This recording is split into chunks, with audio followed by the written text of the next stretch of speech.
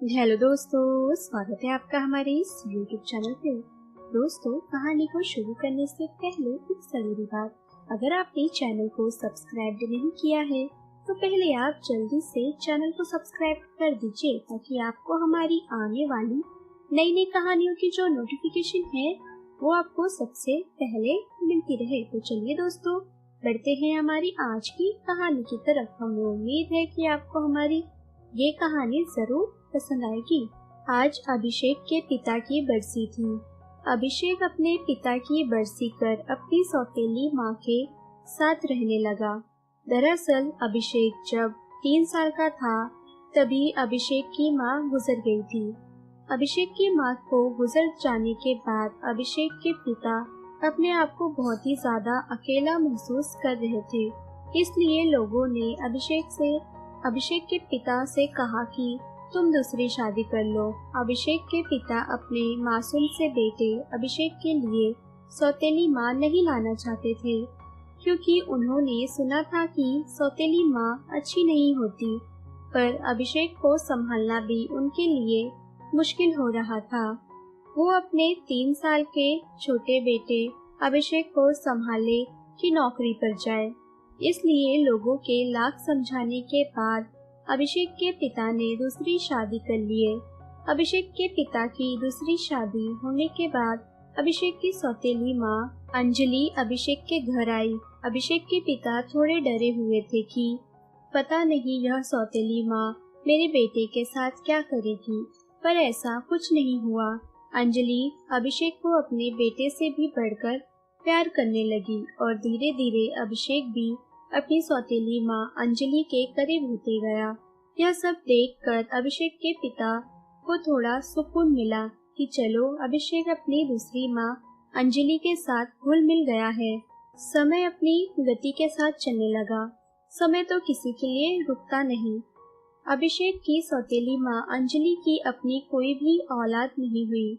अभिषेक अब धीरे धीरे बड़े होते गया, यानी कि अभिषेक अपनी जवानी की दहलीज में पहुंच चुका था। एक दिन अचानक अभिषेक के पिता का एक्सीडेंट हो गया और मौके पर ही उनकी मौत हो गई। अभिषेक के पिता सुभाष के गुजर जाने के बाद अभिषेक और अभिषेक की दूसरी माँ दोनों अपने आप को बहुत अकेला महसूस करने पर होने को कौन टाल सकता है। जो होना था वो होकर ही रहता है। अभिषेक के पिता की सरकारी नौकरी थी, इसलिए अभिषेक को अनुकंपा में अपने पापा के जगह पर नौकरी मिल गई। अभिषेक की सरकारी नौकरी लगने के बाद अभिषेक की शादी के लिए एक से बड़े बड़े घर से रिश्ते आने लगे। अभिषेक की माँ अंजलि ने अभिषेक की शादी प्रिया नाम की एक लड़की से करवा दी। प्रिया दिखने में बेहद खूबसूरत होने के साथ साथ बहुत ही अमीर बाप की बेटी भी थी, पर अंजलि प्रिया से इतना प्यार करती कि प्रिया को तो पता ही नहीं चला कि अंजलि उसकी सौतेली सास है। शादी के लगभग 1.5 साल बाद प्रिया ने एक बेटे को जन्म दिया। अंजलि बहुत खुश हुई और अपने पोते सौरभ से बेहद प्यार करने लगी। अब धीरे धीरे सौरभ 5 से 6 साल का हो गया था। अंजलि का दिन अपने पोते सौरभ के साथ बहुत ही अच्छे से गुजरता।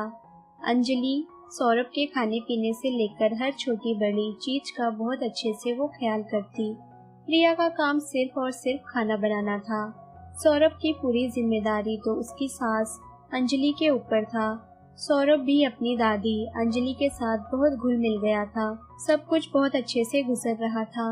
एक दिन प्रिया की एक सहेली प्रिया से मिलने उसके घर पर आई। उसने सौरभ को देखा कि वह तो प्रिया के साथ ज्यादा नहीं रहता, उसका ज्यादा समय तो उसकी दादी के साथ गुजारता है।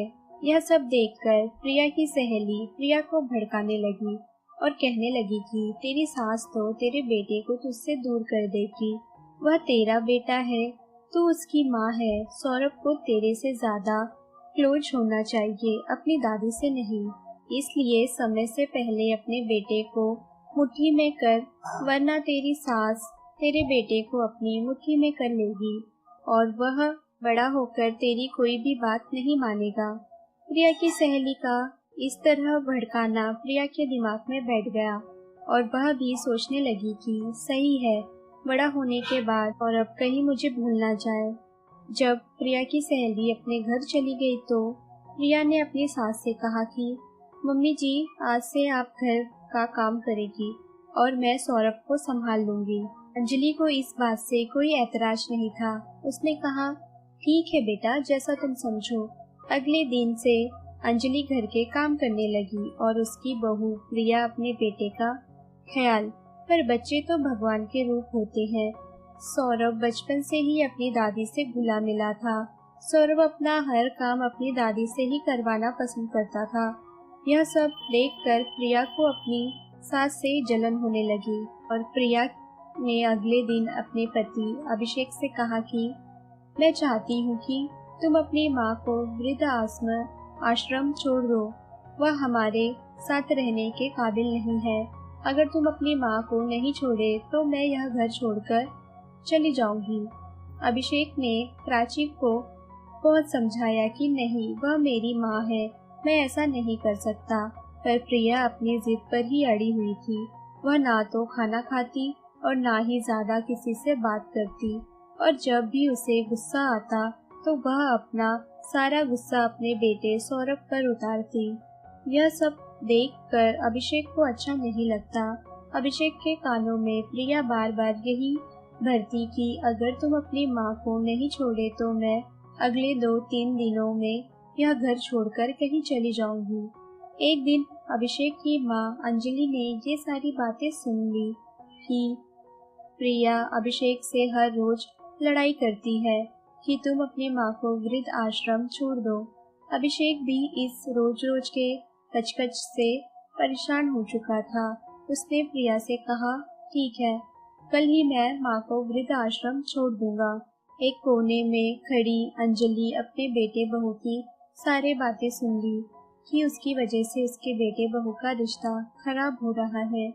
प्रिया उसे वृद्ध आश्रम छोड़ने की बात करती, पर अभिषेक इस बात के लिए तैयार नहीं था। पर आज तो अभिषेक भी अपनी माँ को वृद्ध आश्रम छोड़ने को तैयार हो गया। यह सब सुनकर अंजलि बहुत दुखी हुई, पर करती भी तो क्या। वो रात का खाना खा अपने रूम में सोने के लिए चली गई। बिस्तर पर जाते ही अंजलि अपने मन में सोच सोच कर रोने लगी थी कि आज अगर मेरी खुद की औलाद होती तो शायद ऐसा नहीं करती। यही सब सोचते सोचते अंजलि की आंख लग गई। जब अंजलि गहरी नींद में सो गई तो उसके सपने में उसके पति आए और वो उसी सपने में अंजलि से और कहने लगे, अंजलि, अभिषेक के करतूतों के लिए तुम मुझे माफ कर दो। तुमने सौतेली माँ होकर भी अभिषेक को सगी माँ से भी ज्यादा प्यार किया है। और अभिषेक और उसकी पत्नी दोनों को तुम्हारे प्यार की कदर नहीं है। अंजलि ने रोते हुए उसी सपने में अपने पति से कहा, जाने दे, आप चिंता ना करें, जो मेरी किस्मत में है वह मुझे मिल रहा है। अगर मेरी किस्मत अच्छी होती तो मेरी भी कोई औलाद होती। यही सब बातें कहने सुनने के बाद अंजलि की आंखें अचानक से खुल गई। अगली सुबह अभिषेक ने अपनी माँ अंजलि से कहा, माँ तुम जल्दी से तैयार हो जाओ। अंजलि अभिषेक के कहने पर तैयार होने लगी, पर उसकी आंखों से आंसुओं की धारा रुक नहीं रही थी। अंजलि जब अभिषेक के साथ वृद्ध आश्रम को निकलने लगी तो उसके पोते सौरभ ने अपनी दादी का हाथ पकड़ लिया और कहने लगा, रुक जाओ दादी, मैं भी तुम्हारे साथ चलूंगा। सौरभ का ऐसा करना देख प्रिया एकदम डर गई और उसने सौरभ से कहा, सौरभ तुम यहाँ क्या कर रहे हो, तुम कहाँ जाओगे? सौरभ ने गुस्से में अपनी माँ से कहा, अगर माँ दादी वृद्ध आश्रम रहने को जाएगी तो मैं भी उनके साथ जाऊंगा, और अगर नहीं गया तो बड़े होने के बाद आप दोनों मेरी शादी करवा दोगे। जब मेरी शादी हो जाएगी तो मैं आप दोनों भी मेरी पत्नी के ऊपर बोझ बन जाओगे, इसलिए मुझे भी आप दोनों को भी वृद्ध आश्रम छोड़ना पड़ेगा। इसलिए मैं सोच रहा हूँ कि मैं दादी के साथ चले जाऊँ और आप दोनों को वृद्ध आश्रम जैसी जगह पर ना रहना पड़े। अपने नन्हे से बच्चे सौरभ के मुंह से यह सब सुनकर प्रिया की आंखें खुल गई और वह अपनी सास अंजलि के पैर पर गिरकर उनसे माफी मांगने लगी और कहने लगी कि माँ जी, मुझे माफ कर दे। इस छोटे से बच्चे ने आज मेरी आंखें खोल दी है। आप कहीं नहीं जाएंगी। अभिषेक भी अपनी माँ अंजलि से माफी मांगने लगा और कहने लगा, माँ, इस गुनाह के बाद तो भगवान भी मुझे माफ नहीं करता, क्योंकि आप मेरी सौतेली माँ होने के बावजूद भी आपने मुझे इतना प्यार दिया कि मुझे कभी एहसास ही नहीं हुआ कि आप मेरी सगी माँ नहीं, सौतेली माँ है। और शायद प्रिया को आज पता चलेगा कि आप उसकी सगी सास नहीं बल्कि सौतेली सास है। हाँ, मैं भगवान से बस यही दुआ करूँगा कि हर जन्म में आप ही मेरी माँ रहो और मैं आपकी कोख से जन्म लूँ। इतना सब कुछ होने के बाद अंजलि अपने बहू बैठे और पोते के साथ रहने लगी। आज हम अपनी माँ बाप की कदर नहीं करेंगे तो कल के समय में हमारे बच्चे भी हमारी कदर करना भूल जाएंगे। इसीलिए माँ बाप की सेवा जरूर करें और अपने बच्चों को भी यही सिखाएं। तो दोस्तों, ये थी हमारी आज की कहानी। अगर आपको हमारी ये कहानी पसंद आई हो तो कहानी को लाइक और शेयर करना ना भूलें। दोस्तों, अगर अभी भी आपने चैनल को सब्सक्राइब नहीं किया है तो पहले आप जल्दी से चैनल को सब्सक्राइब कर दीजिए, ताकि आपको हमारी आने वाली नई नई कहानियों की जो नोटिफिकेशन है वो आपको सबसे पहले मिलती रहे। तो चलिए दोस्तों, हम फिर मिलेंगे अपनी एक और आने वाली नई कहानी के साथ।